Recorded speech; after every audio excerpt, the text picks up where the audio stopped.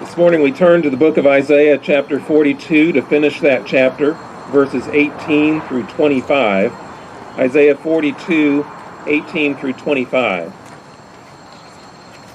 As we celebrate today the Lord's provision for our church over the past year, and we are yet again singing praises because of the servant of the Lord, Jesus Christ.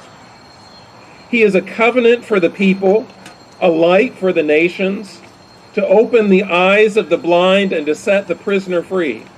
That's what Isaiah said in the first few verses of Isaiah 42.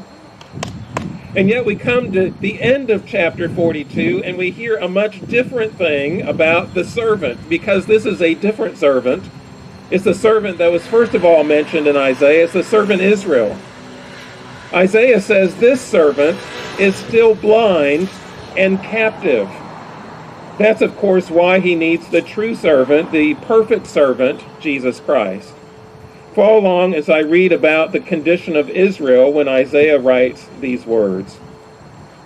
He says, "Hear you deaf, and look you blind, that you may see.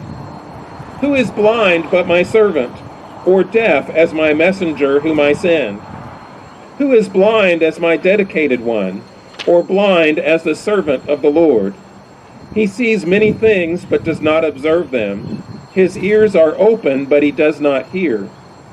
The Lord was pleased for his righteousness' sake to magnify his law and make it glorious. But this is a people plundered and looted. They are all of them trapped in holes and hidden in prisons. They have become plunder with none to rescue, spoil with none to say,